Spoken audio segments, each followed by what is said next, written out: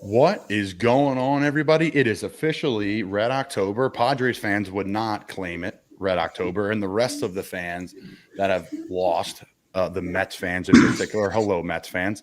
I am joined today by the great Tom McCarthy, Phillies broadcaster for decades now. Is that fair? Decades? Yeah, it makes me feel old, but yeah. Decades. Northeast, Philly, Jersey's finest, and also Brian O'Grady with Breaking Bats and pro baseball player. How you doing, Brian? Good, man. Good to be here, and good to see you again, Tom. You guys too. What part of the world are you in right now? I just got back home to Florida on a week ago. Oh, okay. Yep, very happy. Brian is back. Brian is back from playing in Japan. Again, check out Brian, Justin Ayers on the Breaking Bats podcast. This is a joint effort with the Breaking Bats podcast, the Colin Thompson show. It's playoff baseball. And, you know, I don't have a ton of baseball guests on because our baseball show's killing that, but Tom's a friend, a great guy. The quick story how I met Tom, for those that don't know, Tom's a broadcaster for the Phillies. After Harry Callis became the kind of the voice of my childhood, and I'm with the Bears, and I look down the sideline. I'm on the practice row with the Bears, and Tom's there because he's going to do interviews with Mark Sanchez or Mitch Trubisky or Mike Glennon, maybe it was at the time, and talk to the Bears guys for a Christmas Eve game against the Browns at home. And I was like, I got to go meet Tom. I'm going to meet Tom. What do I have to lose? So I like kind of barged my way into the media meeting, and now we met, and now you've been on our show. So I appreciate you coming on, man. It's been quite the journey. It's funny. I told a story the other day about that game. So I had to be home. My wife said, you can do that game, but you cannot miss Christmas Eve Mass. So I walked in to Mass at 10 o'clock that night in Jersey. I don't know how we did it, to be honest with you. I don't know how. I had my boys with me, too. They were spotting and doing stats. And we walked in, literally, the priest was waiting before he started the Mass at 10 o'clock. It was pretty funny. Do you ever journal these things down, Tom? Like, I think that's my one regret is like, I wish I've journaled some of the craziest days I've had in sports because I would look back and laugh. Like when I'm like tired in the off season, I've done like two things and I see my day. I'm like, I haven't stopped moving since 5 a.m. Yeah. It's funny. I thought about that the other day because there are a couple of them. I remember doing a Rutgers game when I did Rutgers radio, and I had to do the Phillies pre and in between games of a doubleheader on the radio too. So I was doing the Rutgers game and it was going into overtime, and the game finished 5 minutes before I was supposed to go on the air to do the Phillies pregame show. And I'm doing the pregame show, and it's raining in Cincinnati, I think it was. So I had to then take phone calls, and I had a bunch of people from the Rutgers game calling and saying, I'm not really sure how you're doing this right now, if you know what I mean, because I'm on two different radio stations. I mean, it was just funny. That kind of stuff is funny. It is funny, man. It is great. It is awesome. And it's a fun part about the job and being involved in sports. Everything's up in the air. You got to roll with it. Where are you at now? What is your schedule looking like today? So I'm in San Diego. I got to be over at the ballpark at 2 and start doing some interviews, meet with Rob Thompson, Philly Rob, as people call him, and just get kind of ready for today's game. I'm excited about it. Weather's awesome here.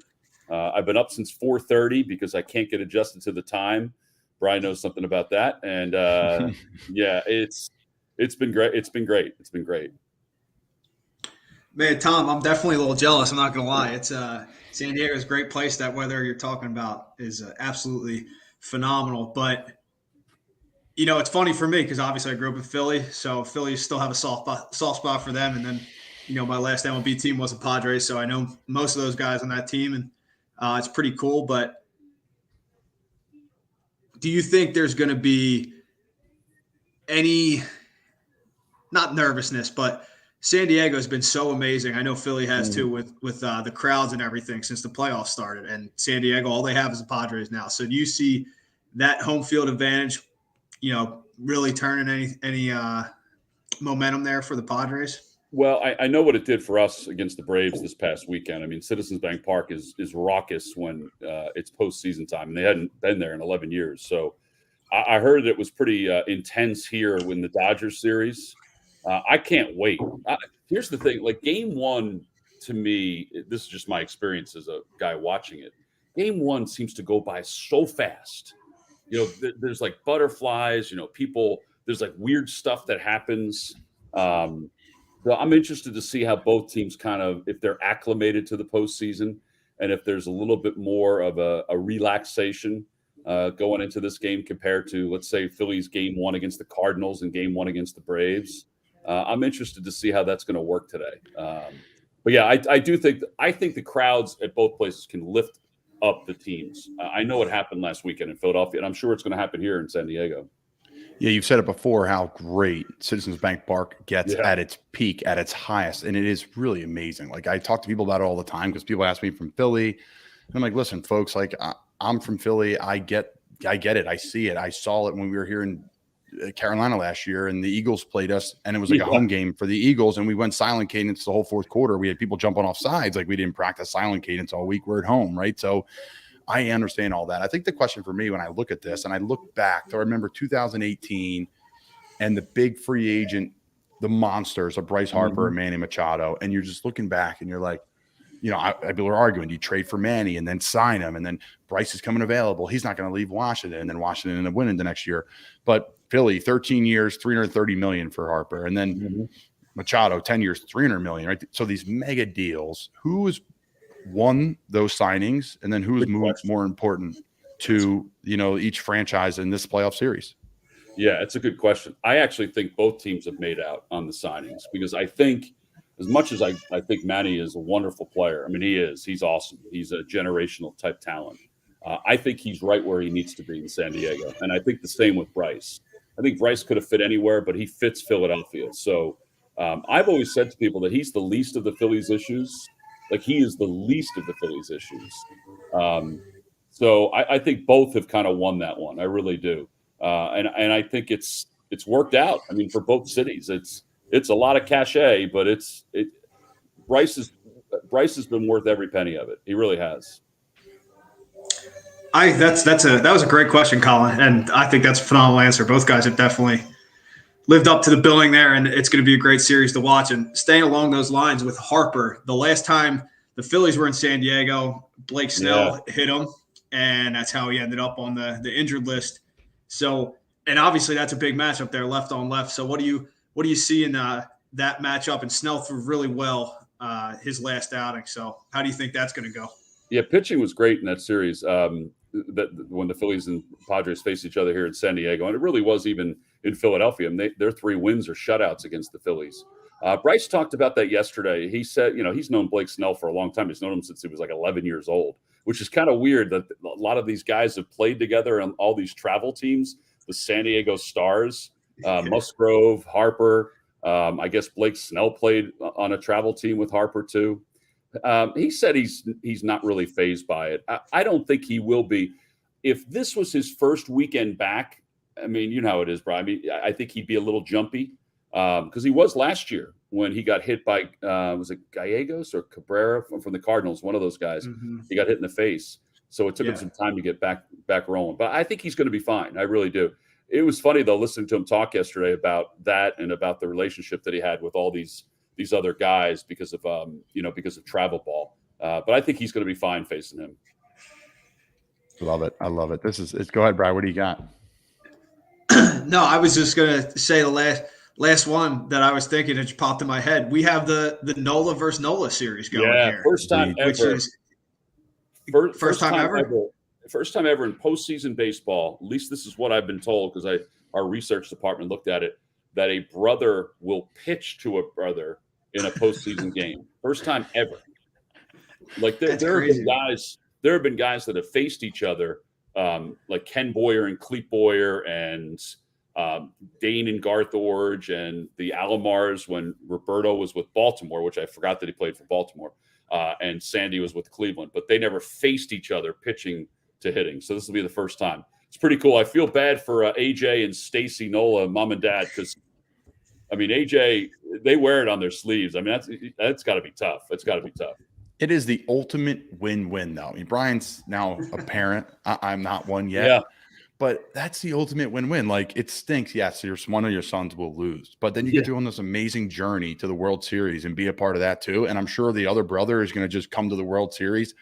I know the Kachuk brothers were doing it in the NHL, and they're just drinking beers in the stands and having a good time. Like, it's really shitty that your team won't make it to the World Series, but hey, that's a pretty good consolation prize. Well, it's funny because it didn't even, I guess I mean, obviously I knew the winner of this is going to the World Series, but until they said it the other day that they looked at each other and said, one of our boys is going to the World Series.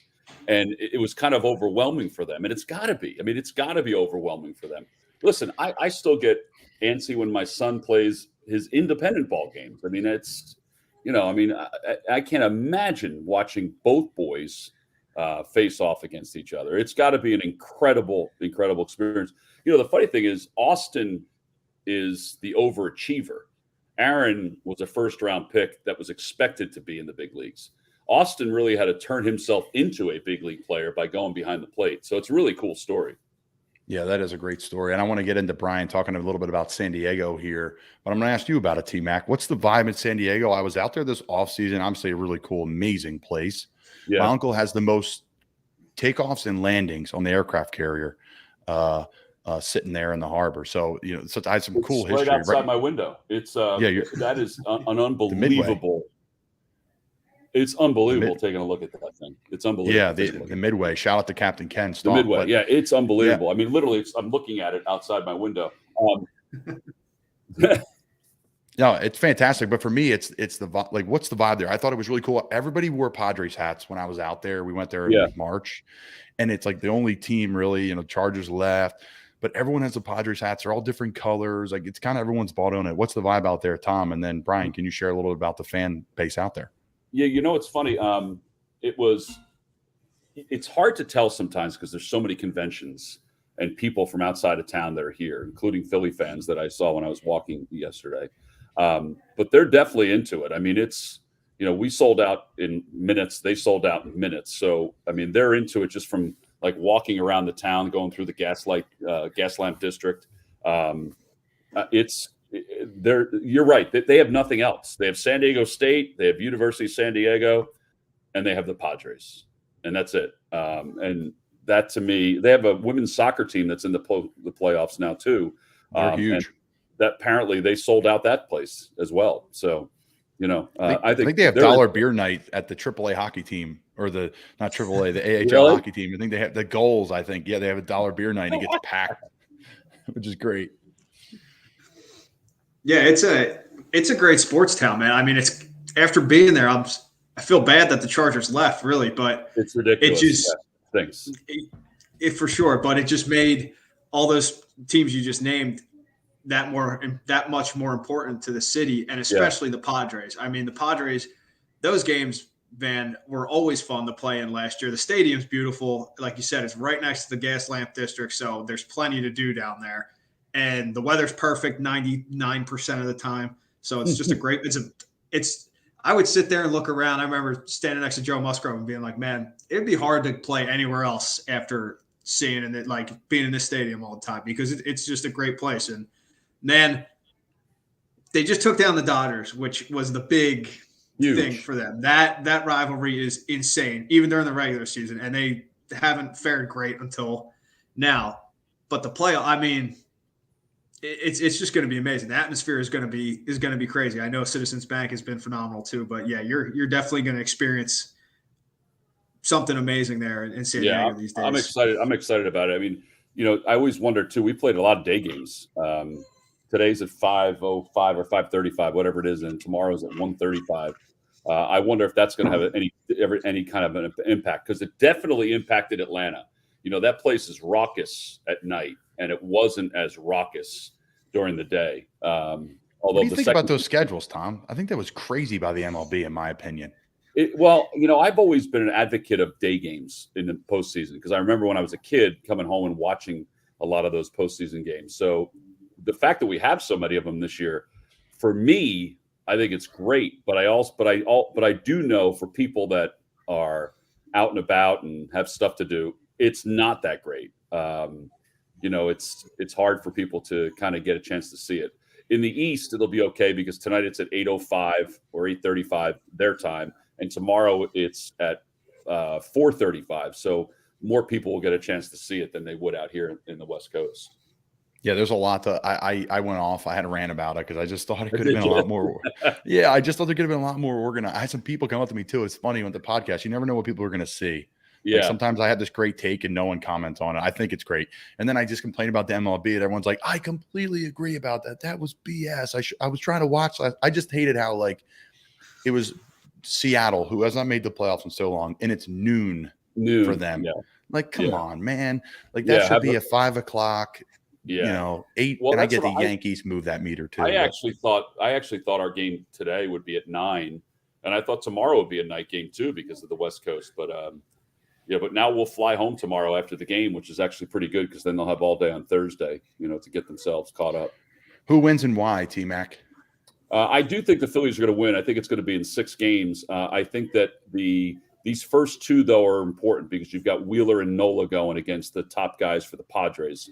So if you can get a split here, I do think we're coming back to San Diego, which I don't think is a bad thing. But if they get a split here, that's going to be huge for the Phillies to go home and get 3 games at home before they come back here.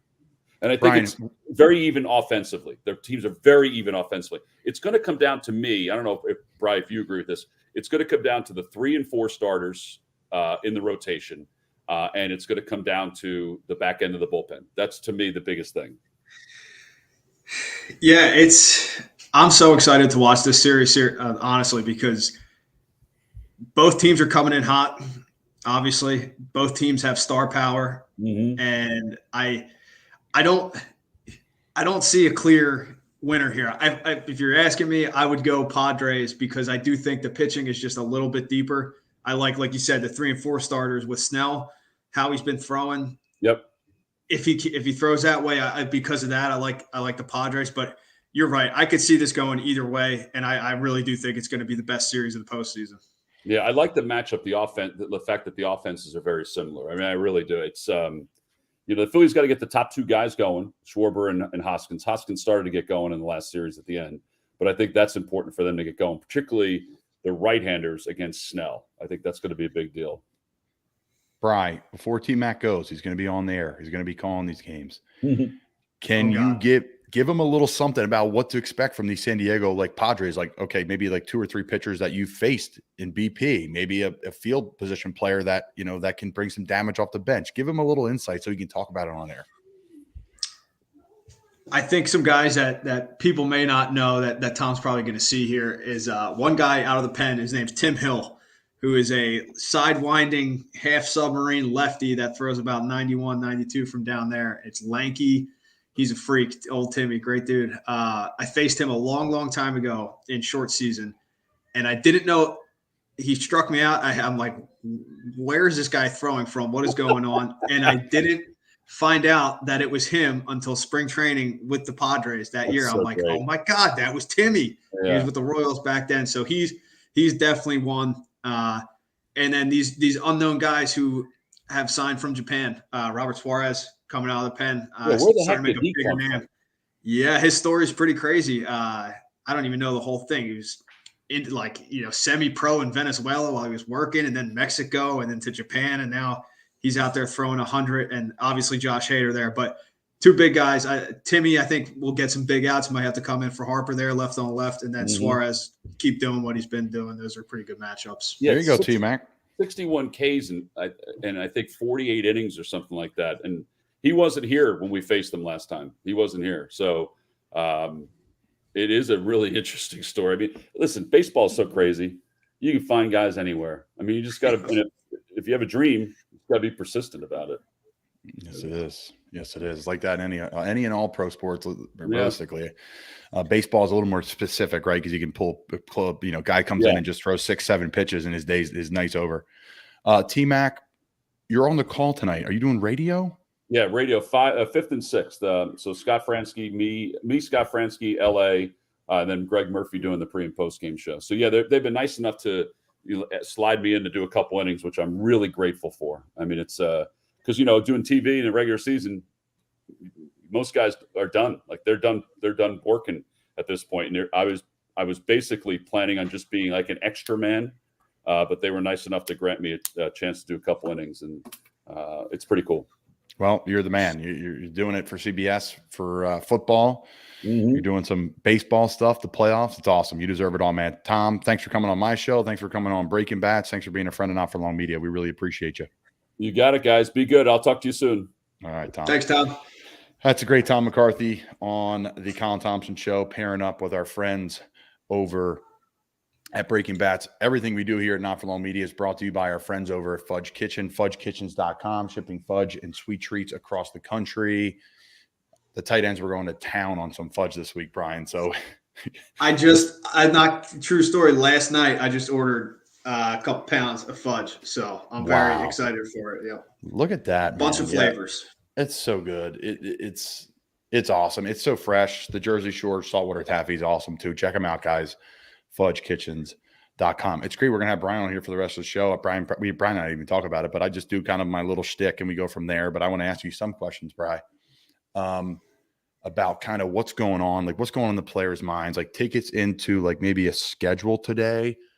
Okay. The game's at 5:00 Pacific time. Like when are you waking up? What's the meals looking like? Are you getting a sweat in? Are you getting a lift in? Like, how does it work in the baseball world? Yeah, that's all up to each player. Basically, you'll have, batting practice or a team. I've seen some pictures. Looks like they have a little bit of team stretch going now. So if they're doing a team stretch, it's probably, I don't know, 1 or 2 something in there. Get out on the field, do batting practice. Pitchers will throw and do all that stuff. But guys, that's when you got to be there. So depending on guys' routines, they'll get in probably anywhere. I would say clubhouse would open at about 11:30. If you want to get in, get a workout, any training stuff, whatever you need to do.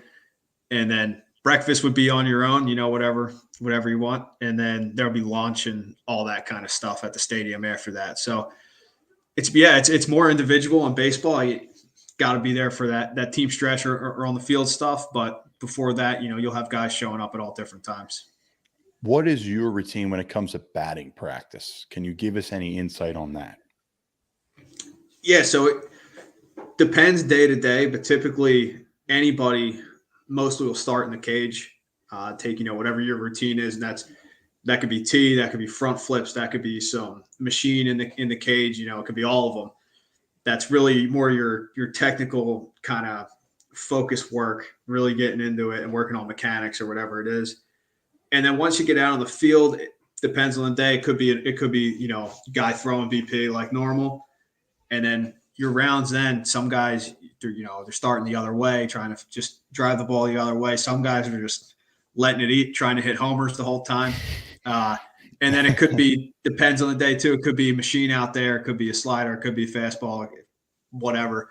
Same thing. Could be, it's very individual. Whatever gets you feeling best for the game is what obviously matters. So some guys, that's line drive over the shortstop's head. Some guys, that's I'm trying to hit this ball out of the stadium. And it just all depends. I know, like Bryce Harper, as far as I know, doesn't even take batting practice on the field really anymore. I know he did that for a long time. I'm not sure if he still does because some guys, it doesn't help your swing be ready for the game if you're trying to hit balls into the stands the whole time. If you're in the cage, no one's watching it. You can just do your little thing and get a better feel for how you want it in the game. So some guys are like that. Yeah, the adrenaline gets ticked up a little bit, even though you're just in the stadium. It makes you do something. I stop with my warm-ups, like take people back into the football world. In college, I was in Florida first, and I wasn't healthy, and but I watched a lot, and I saw a lot of these great players. And like I saw Odell in college, like in warm-ups, like these one-handed catches. Like this was before he was Odell, right? Like he just was a college receiver at LSU. I knew he was good, but I don't know, it was like Jarvis Landry and him, But I remember like, oh, I'm like, cool. Like this is how people warm up. Like they run around and they get really loose and they're soaked in sweat. And like, this is how it goes. And then I got to Temple and started doing that stuff. And I had like a GPS on. And one of the guys like, dude, your player load is more in warmups than it is in a game. Like what you do is like your volume is just as like, so I was playing like 2 games instead of 1. So I was like, okay, like I'm done with that. And now I do the bare minimum. I just go out there. I go out like right after the 2 hour before the game meeting, do a quick 5-minute meeting. I just catch a couple footballs, like just walk around, get some fresh air. I'll visualize some of my drops on special teams and things. And then I'll just go out with the team and just like go and play. And it's our normal warm up and then play right before we go. But because before I was doing this, I was like 4 stretches, like doing stuff I don't even do before practice. And then I was making the game way bigger than what it was instead of like, it's just practice against another team. And then I settled in and it's helped me. I just really picked that up, like honestly, like 3 years ago, my first year in Carolina. So, man, I was a nut job of warm-ups before. I was nuts. Right. So we do a segment here. And I'm springing all this on you too. This is how I do it because I think it leads to better stuff. I do a segment here called Matchups, brought to you by Wealth Advisory Services. Wealth Advisory Services, if you don't know them, you should. Located in Doylestown, Bucks County, all the way down to Cape May. They work with everybody in the Bucks County area. They work with people nationwide, from 401k to retirement. They do it all. Paul, Dave, and their team, 100 years of experience. They're just great people. I've been fortunate for work with them, for them to manage my money for a long time now when I had nothing and when I have a little bit. They've helped me with planning, buying a house, buying a car, all these different things. Matchups is brought to you by wealthadvisoryservices.com. So we do matchups, Bri, and it's something to look forward to like this weekend. Like last week, I was like, I wanted to see Kyle Shanahan's offense versus Atlanta because Kyle Shanahan, last team he was with was Atlanta. And I talk about like a right tackle versus an edge rusher, like look into the game a little bit. The Padres and Phillies, we're talking Phillies. It's Red October. It's whatever the heck they want to call it out there in Padresville and the beautiful San Diego.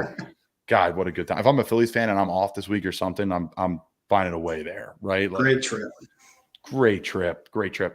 Who's a matchup you're looking forward to? Is it like Bryce Harper versus Musgrove? Like, is it like at the bullpen of the Padres versus like the Phillies bats? Like, is there something like each head coach, like take me in? Is it the equipment managers? Like take me into like you knowing these two teams really well. And who's the one particular matchup you're looking at this week or two? I think it's got to start with Harper, like you said, right? He obviously had a great series, really postseason in general, but it was really good against the Braves, looking, like the best version of himself. So I would say the entire pitching staff against Bryce Harper. Obviously, the starters are going to have the biggest work there. Darvish, Musgrove, like you said, and then Snell, and if it's Clevenger and whoever else. But if you're the Padres, in my mind, obviously the Phillies have some good hitters with some really good track records in there too. Schwarber, Hoskins, Real Muto, Castellanos. I mean, that's legit. But you can't let Harper beat you, right? You can't let Harper beat you. In my mind, that's the biggest thing. So that's definitely one. And then a low-key one would be how the Phillies handle Trent Grisham, who's the Padres center fielder who, good buddy of mine, had a tough year, just to say it flat out. Had a tough regular season hitting the ball. He's coming to the postseason, homered back-to-back games off Scherzer and DeGrom, and has hit really well this entire postseason, which was a huge lift for the Padres, who, he's very good defensively. They maybe weren't expecting that. But now you put that in there too. I'm interested to see, how he plays, if he keeps swinging a hot stick. And then it's easy to say Machado and Soto, whatever. Those guys, obviously, if they kill you, that it might be a tough series. But very interested to see that matchup with Grisham there too. That's a great point. For Grisham, like it doesn't even matter how the regular season goes, right? Like he is like people are going to talk about it. He won't even like, I had a great postseason. Like that's the best part about the postseason. I've heard people say that in hockey, like you could have a down year. Like Danny Briere used to do it for the Flyers. Like he would just be like 20 goals and it was just kind of solid. And then he'd have like a hat trick and play, Stanley Cup playoff games. Like, man, this guy's the legend. Like he could stink it up. So good for your buddy, man. And that's how people get paid too. Playoff baseball. Yeah. Don't anybody fool you too. Like guys could have great years in the NFL this year, but like people get paid how they play in December and January. It's just point blank. And someone who's been nicked up like me, like I have that in mind too, man. I'm like, know that too. Like, hey, it is what it is. Not great that you're dinged up, but come back and perform when you need it the most. No, it's great. I love those matchups, man. And that's why I was so jacked to have you on, because these two teams, just incredibly well. So really my matchup, and it bleeds into my matchup brought to you by Wealth Advisory Services, leads us into Bus One, which is brought to you by the Original Fudge Kitchen, is our Bus One member, which, Bri, like when you go on a bus and you travel with a team, right? Football, we have a big team. We have operations. We have all these people. So you have a list of like your seat on the plane, and then you have the bus number you're on. So I've always been like bus 4 in the NFL, bus 5, bus 6. But in college, I was on bus 1 and 2. So if you're a bus 1 member at Not For Long Media, Colin Thompson show, like you had a great week. You're a stud. You're a big either fan, followers. Like you're a bus 1 member. Like you're bus 1 for us. So the bus 1 member for me this week and the matchup, it all blends together here. Brought to you by Wealth Advisory Services and Fudge Kitchen, is Philly sports fans. Point blank, period. Like have a week, Philly sports fans. Obviously, the Eagles are having a great year. The Flyers are 2-0. The Sixers are starting this week.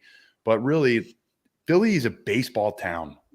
It really is. It rallies around the Phillies so quickly, and people want to watch the Phillies so bad down the Jersey Shore in the summer. But if they're just pedestrian, they won't watch. Like it's a loyalty thing. Like, hey man, the bankroll is the bankroll for the Phillies. Like you have to win, you have to produce. So again, they're bus 1 members this week for me. Philly sports fans, primarily the Red October crowd that are at those games. That is incredible atmosphere. I had multiple people text me about it. Multiple people send me tweets and videos of just people going crazy at games. Awesome. And that's the matchup for me is like the Padres faithful. You have one team there. They're going to be rallying around them. You know, they're going to be. And then Philly, who's got like 50 teams that are good at this point of time. And you're all crazy. So bus 1 for me this week is Philly sports fans. And the matchup too is Philly sports fans versus the Padre fans. Like, can they compete? Because that matters in the playoffs. And everyone's got a good baseball playoff home field advantage, but some are better than others. I mean, you saw what Schwarber said. Like he played in Chicago, he played in Boston. You played for some big places, Brian. I'm going to ask you in a second, but he was like, "There's nothing like I've ever experienced in my life." Schwarber said that. For you, Brian, anywhere on the road in your baseball travels, even could be even in the minors, even could be in Japan, could be in the majors, that you're like, this place is electric. I love this atmosphere. First of all, before my good friend is the strength coach for the Phillies, and he's the one who still gives me all my workouts and everything. We had him on Breaking Bats not too long ago, Morgan Gregory. But I texted him after they won, and I'm like, dude, how was that stadium? Because, on TV, I could see it. He's like, the place was shaking, literally. So, I've been in those seats before as a kid, so that must have been amazing. God, the best atmospheres. Wrigley, Chicago was amazing. People don't realize Cincinnati and Chicago Cubs is a pretty legit rivalry going on there. Whether that's because the Cubs fans like to come to Cincinnati, I'm not sure, because whenever we play them, it was packed and there was a lot of Cubs fans there. But that was always fun.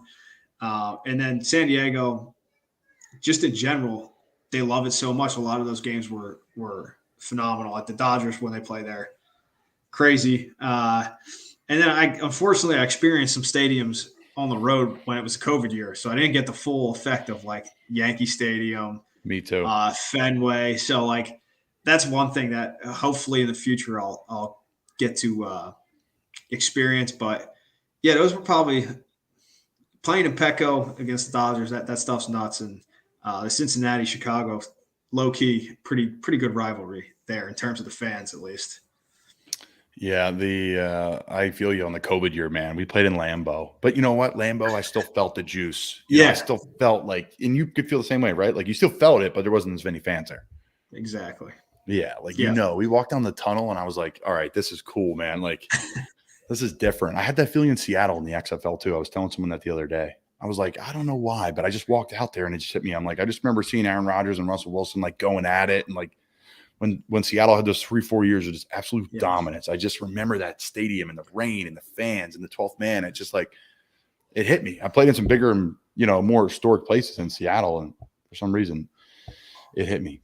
All right. Under the bus. So we're throwing people under the bus. We got bus 1, Brian, and you can think about this as I go. If there's anybody you want to throw under the bus in your life, or sports fans, or just anything in sports, really. But that's how we do it. Under the bus. Who are we throwing under the bus? To me, it's all these people storming the field at the Tennessee Vols game. And it's not for storming the field. It's not for storming the field. And I'm going to get to it in a second. Under the Bus is brought to you by Mi Amici, the best Italian food in all of the Charlotte area. It's the best. My wife and I are probably going for lunch today. We have to literally argue of like, when are we going to go? Because we can't go like more than like 3 times a week. That gets a little crazy, right? So we're like trying to like, when are we going to go for lunch? Like, how are we going to stack this? It is so good. The chicken parm, everything. like the Utica greens, like everything is just ridiculously good and fresh, and everything's made in house. We're great friends with the owners. Like Nick is running all around Charlotte, getting the best fresh product, the cheeses, the breads, everything, the desserts, everything's unbelievable. Local product. Check them out. Miyamichi. Under the Bus is sponsored by Miyamichi. Tennessee Vols are under the bus. All their fans can go under the bus. You could be on bus one too for taking here's who I put on bus one. The guys that got and gals that took the field goal post out of the stadium. And you know why? Because they weren't on their phones, because they had to grab this field goal post and remove it. You can't carry a field goal post and be on your phone at the same time. All of the people storming the field on your phones. I get it. Listen, I want you to watch this show. You have to be on your phone or laptop to watch the show or listen to this show. So I'm speaking out of both sides of my mouth here. But when you were storming the field, your team just beat Alabama on a walk-off, absolute walk-off play. And you're over here, you're bumping into people and you're not even watching what's going on because you're trying to film it. To do what? To post it later? Like, I get that. I'm in that life. I'm media. I get it. I'm a player. I get it.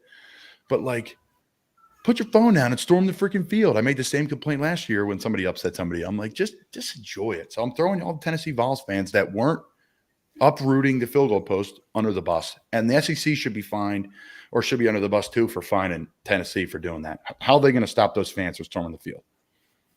Come on. Can't. There's no way. Wow, Jack in the back shows up. What do you got, Jack? Don't scare us. How do you feel? I was going to throw, instead of Tennessee fans, I'm going to throw Tennessee administration under the bus. Did you see they're trying to get fans and everybody to cough up to pay for the new field goal posts? Well, I mean, you know how much money they made off that win? Those kids are paying like 40-some thousand a semester, a year, whatever, to go to that school.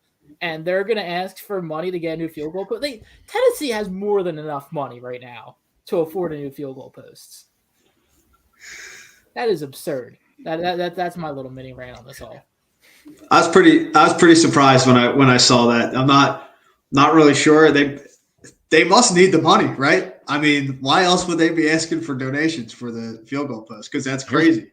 Here's what Tennessee should do, right?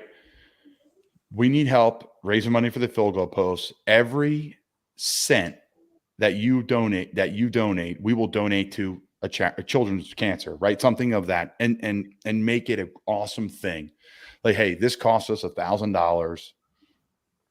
You know, every penny that you donate, we're donating 50 grand to freaking whatever, like something like that. That's how you do it. That's how you spin it.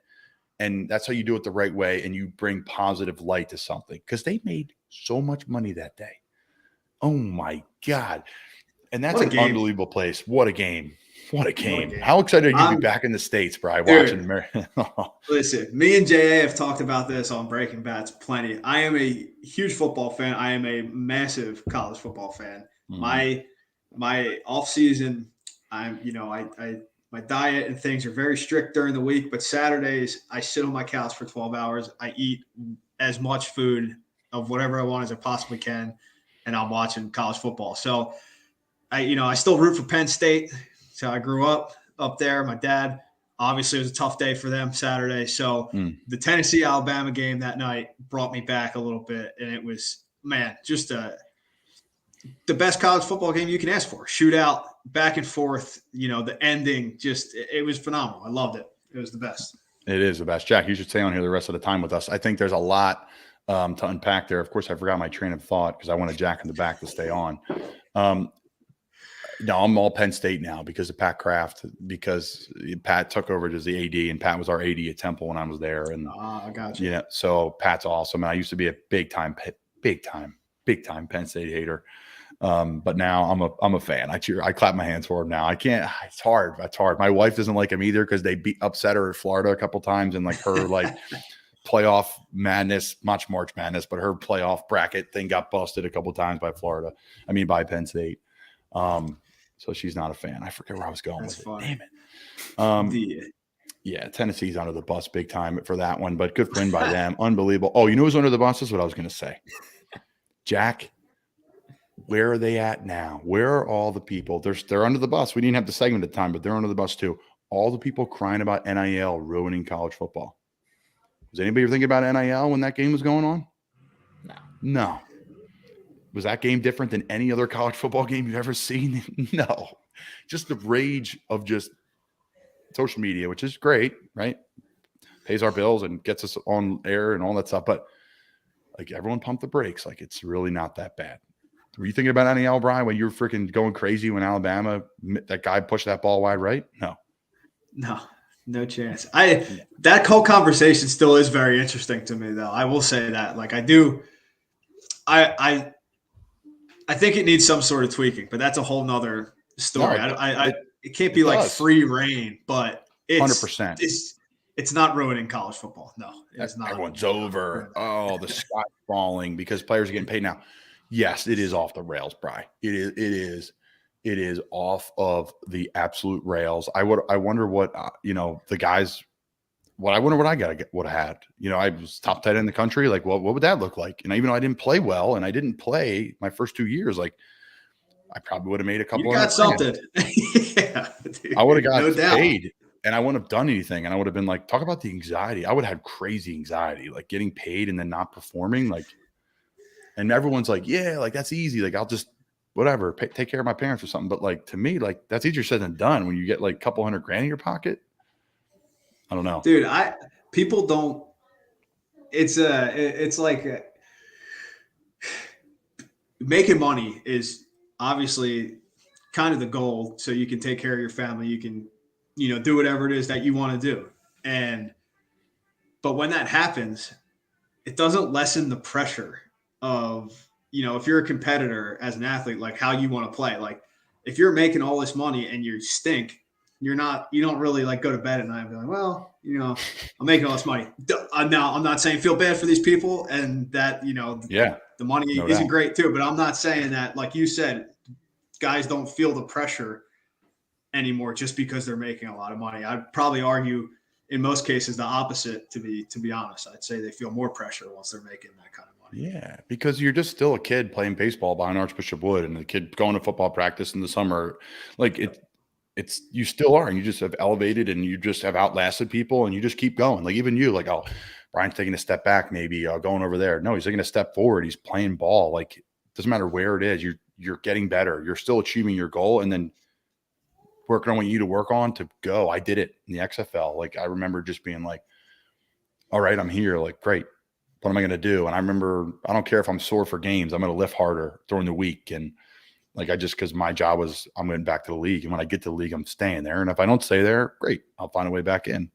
That's where I'm at. And I know you're there too. That's why you went over there. So yeah, lots to unpack there, but no, college football, the sky's not falling. Yes, it needs to be edited. It's crazy chaos, but the sky is not falling. We're going to pour some out. Listen, there's another segment we do. Som Sleep. We're pouring some out. Som Sleep, the best freaking sleep drink in the world. It saved my career. I've said it a million times on here. I absolutely love it. I take it almost about every night. It helps me wind down, helps me stay asleep, helps me sleep great through the night. Awesome. And then get up and rock and roll in the morning and just kick ass. I absolutely love it. Promo code Colin, promo code BATS. Check them out, guys, for 10%. SomSleep.com, magnesium, natural products. Again, promo code BATS, promo code Colin for 10% off. There's a lot of people complaining. We're pouring some out for the people complaining about this MLB format. What's that about, Bri? Jack, talk about it, Brian. What's the problem? If you were passing under the bus to me, that's who was going under the bus for me was these people complaining about the playoffs.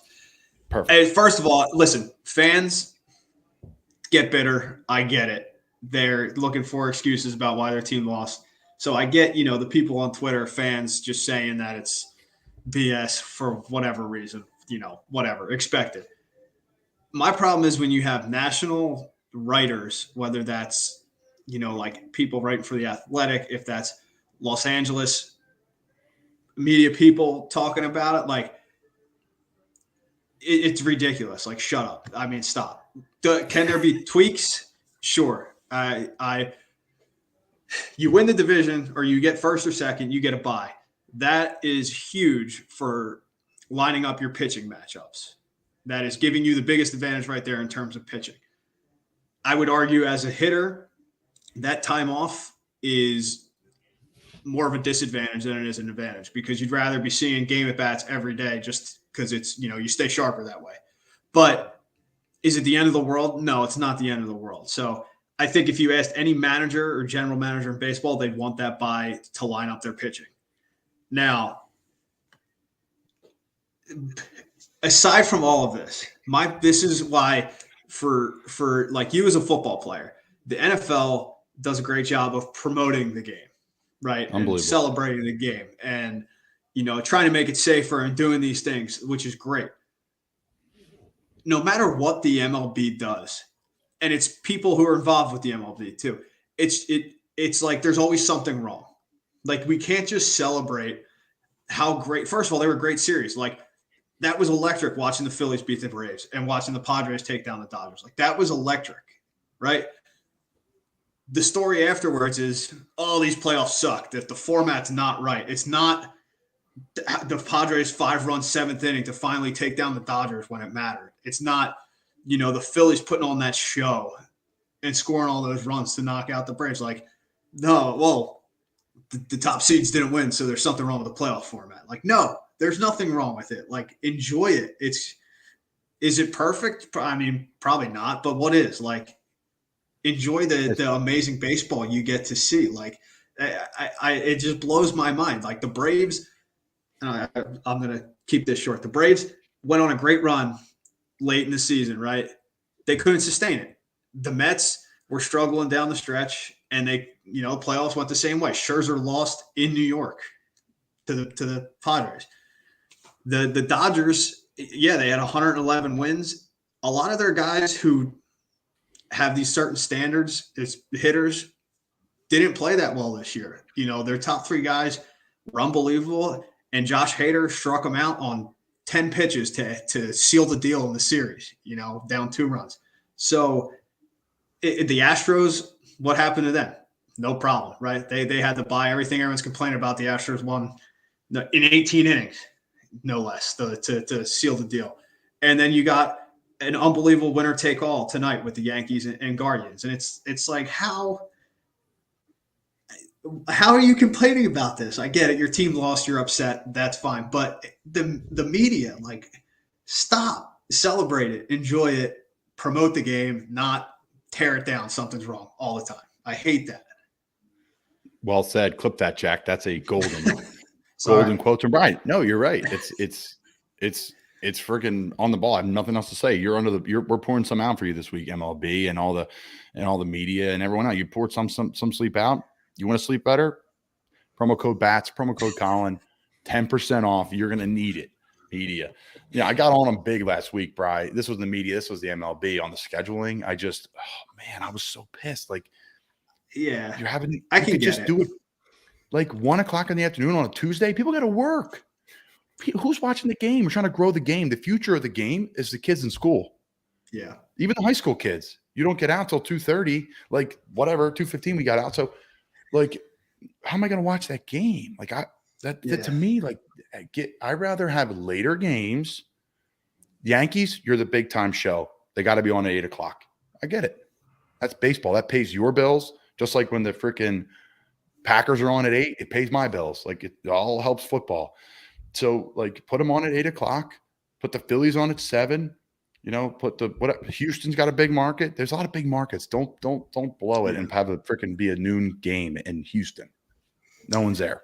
So it kills it, and it promotes the white collar group that can afford to go and just take days off of work. And it kills the blue collar group. It kills the kids, the future of the sport, which that's what got me before. I would just mimic what the NFL does. Not that I'm in it, but man, oh man, they just keep continuing to grow. And these younger players we're going to have it way better than we had it. Like, the freaking league is a rocket. So, all right. Our last segment brought to you by SeatGeek. Check them out. Going to a game, you're going to need a discount going to a game, folks, especially if you're going to these games right now in the MLB. Jack knows it. What's the deal we're getting, Jack? Because I always fumble it. You get $20 off your first order, $50 or more using promo code Colin Thompson, COLINTHOMPSON. Forgot a little spelling there. Promo code Colin Thompson, $20 off your first order, $50 or more. SeatGeek. SeatGeek. Check them out. Brian may have been to this bar of the week brought to you by SeatGeek. Brian, have you been to the Mosquito Grill before in Doylestown, Pennsylvania? I don't think I have. Oh, okay. Sorry. No, you're fine. I was looking through my list. I'm like, where's the place that Brian's been to, that we probably mutually been to? And there's been I'm sure there's plenty, but we didn't have time to talk about this before. Bar of the week this week is Mosquito Grill in Doylestown, Pennsylvania. I grew up going to this bar, hanging out, eating wings with my dad, watching Flyers games, watching Phillies games. And hey, it's a great place to watch sports. It's a small, I think a dive bar with awesome food. I think that's a great way to say it. And they have the best smoked wings. They have the great service. They have great people. It's local. It's right in the heart of Doylestown, right across from Ventresca's, right at the bottom of the hill there, right near Central Bucks West High School. It is the best place to grab a bite to eat before going to like a high school game or just hanging out in Doylestown on a Saturday. It's a great little dive bar with awesome food. Mosquito Grill, Doylestown, Pennsylvania is our bar of the week this week, brought to you by SeaKeek Food and Ambiance. I love their food. The ambiance is a cool little dive bar, so I'm going to give them a 5 out of 5. I absolutely love that. The TVs are smaller, but it's a smaller place, so they find a way to fit them in. I think it's great. You always have a good sight line on the TV. They're a 4 out of 5. The beers are cold. It's a great time there. The drinks are good. That's a 4 out of 5, and the service is a 4 out of 5. So another solid score. Bar of the week this week, the Mosquito Grill, Doylestown, Pennsylvania, with a 17 out of 20. So awesome stuff. Guys, check out our friends over at Actions Over Words. Jack's repping the hat right there, the golden the logo, Actions Over Words. They're donating this month's charity of choice is to breast cancer awareness. Just check out what they're doing on Actions Over Words, guys. An unbelievable company where they're just constantly giving, which is unbelievable, and just credit to them, and a great local business down in Cape May, New Jersey that we're just love being paired with at Actions Over Words, actionsoverwordsapparel.com. Brian O'Grady joined us from Breaking Bats, man. We appreciate you coming on today, Brian. That was great. Yeah, man. Thanks for having me. I love hopping on here, and good to be back and talk to you guys a little bit. It's always fun talking some football too. I enjoy that. Yeah, you mix it up a little bit. Brian came on this show probably a year ago, and was like, "Hey, man." Text me a week later. He's like, "We got to do a podcast," and here we are. We're Breaking Bats. He's repping the hat. We got the apparel. Got to get some more of that dialed up too. We could talk about that off air, but awesome stuff, man. Congrats on a great year. Looking forward to seeing you back wherever you are next year, man. I know you're excited to get back in the States, get back in the majors, and it's going to be an awesome freaking playoff series, man. So this is a collaboration between my show, The Colin Thompson Show, Breaking Bats. Again, appreciate the great Tom McCarthy joining us today. Appreciate all our sponsors. That's Jack in the back. That's Brian. I'm Colin Thompson. Have a great day, guys.